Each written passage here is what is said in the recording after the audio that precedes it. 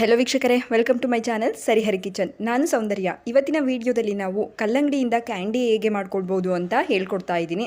ಅದಕ್ಕೂ ಮುಂಚೆ first time ನೀವೇನಾದರೂ ನನ್ನ ವಿಡಿಯೋನ ನೋಡ್ತಾ ಇದ್ದರೆ ಪ್ಲೀಸ್ ಸಬ್ಸ್ಕ್ರೈಬ್ ಮಾಡ್ಕೊಳ್ಳಿ, ಹಾಗೆ ಪಕ್ಕದಲ್ಲಿರೋ ಬೆಲ್ ಬಟನ್ನ ಕ್ಲಿಕ್ ಮಾಡಿ ಹಾಲ್ ಅಂತ ಸೆಲೆಕ್ಟ್ ಮಾಡ್ಕೊಳ್ಳಿ. ಫ್ರೆಂಡ್ಸ್, ಆಗಿದ್ದರೆ ಈ ಕಲ್ಲಂಗಡಿಯಿಂದ ಮಾಡುವಂಥ ಕ್ಯಾಂಡಿನ ಹೇಗೆ ಮಾಡ್ಬೋದು ಅಂತ ನೋಡೋಣ ಬನ್ನಿ.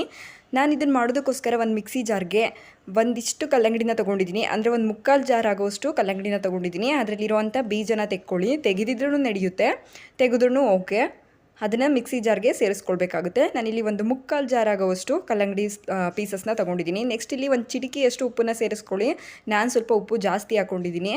ನಂತರ ನಾನು ಈ ಬೌಲಲ್ಲಿ 2 ಕಪ್ಪಷ್ಟು ಸಕ್ಕರೆನ ಸೇರಿಸ್ಕೊಳ್ತಾ ಇದ್ದೀನಿ. ಸಕ್ಕರೆ ನಿಮ್ಗೆ ಎಷ್ಟು ಬೇಕು ನೋಡಿಬಿಟ್ಟು ಸೇರಿಸ್ಕೋಬೇಕಾಗುತ್ತೆ. ನೆಕ್ಸ್ಟ್ ಇಲ್ಲಿ ನಾನು ಒಂದು 3 ಏಲಕ್ಕಿನ ಕುಟ್ಟಿ ಪುಡಿ ಮಾಡಿ ಇಟ್ಕೊಂಡಿದ್ದೀನಿ, ಅದನ್ನು ಕೂಡ ಸೇರಿಸ್ಕೊಳ್ತಾ ಇದ್ದೀನಿ. ಏಲಕ್ಕಿ ಆಪ್ಷನಲ್ ಆಗಿರುತ್ತೆ, ಫ್ಲೇವರ್ ಇಷ್ಟಪಡೋರು ಮಾತ್ರ ಸೇರಿಸ್ಕೊಳ್ಳಿ.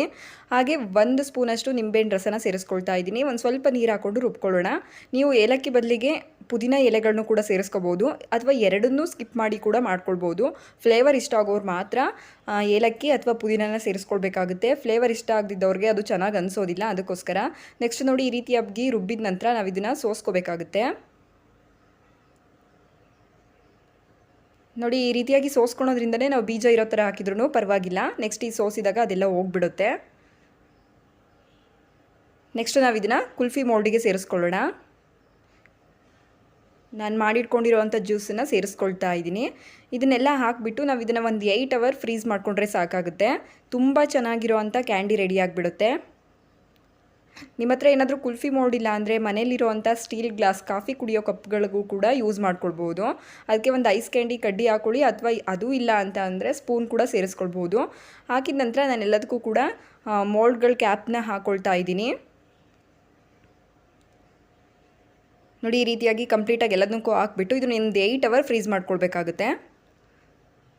8 ಅವರ್ ಫ್ರೀಸ್ ಆದಮೇಲೆ ನಾನು ನಿಮಗೆ ತೆಗೆದು ತೋರಿಸ್ತಾ ಇದ್ದೀನಿ. ಎಷ್ಟು ಪರ್ಫೆಕ್ಟಾಗಿ ಬಂದಿದೆ ಅಂದರೆ ತುಂಬಾ ಚೆನ್ನಾಗಿ ಬರುತ್ತೆ. ತಿನ್ನೋದಕ್ಕೂ ಕೂಡ ತುಂಬ ಟೇಸ್ಟಿಯಾಗಿರುತ್ತೆ. ಒಂದು ಸಲ ಒಂದು ಹಣ್ಣನ್ನು ತಂದಿರ್ತೀವಿ, ತಿನ್ನೋಕ್ಕಾಗ್ದಲೇ ವೇಸ್ಟ್ ಮಾಡಿಬಿಡ್ತೀವಿ. ಆ ಟೈಮಲ್ಲಿ ಈ ರೀತಿಯಾಗಿ ಒಂದು ಅರ್ಧದಷ್ಟು ಕ್ಯಾಂಡಿನ ಮಾಡಿಟ್ಕೊಂಡ್ರೆ ಯಾವಾಗ ಬೇಕಿದ್ರೂ ತಿನ್ಬೋದು. ಈ ಬೇಸಿಗೆ ಟೈಮಲ್ಲಿ ಮಧ್ಯಾಹ್ನದ ಹೊತ್ತು ಆರಾಮಾಗಿ ತಿನ್ನೋದಕ್ಕೆ ನಮಗೆ ಕಲ್ಲಂಗಡಿ ಕ್ಯಾಂಡಿ ಅನ್ನೋದು ರೆಡಿ ಆಗುತ್ತೆ. ನೋಡಿದ್ರಲ್ಲ, ಈ ಕಲ್ಲಂಗಡಿ ಕ್ಯಾಂಡಿ ರೆಸಿಪಿ ನಿಮ್ಗೆ ಇಷ್ಟ ಆಗಿದ್ದರೆ ಲೈಕ್, ಶೇರ್, ಕಮೆಂಟ್ ಮಾಡೋದನ್ನ ಮರಿಬೇಡಿ. ಹಾಗೆ ನನ್ನ ಚಾನಲ್ನ ಸಬ್ಸ್ಕ್ರೈಬ್ ಮಾಡಿಲ್ಲ ಅಂದರೆ ಪ್ಲೀಸ್ ಸಬ್ಸ್ಕ್ರೈಬ್ ಮಾಡ್ಕೊಳ್ಳಿ.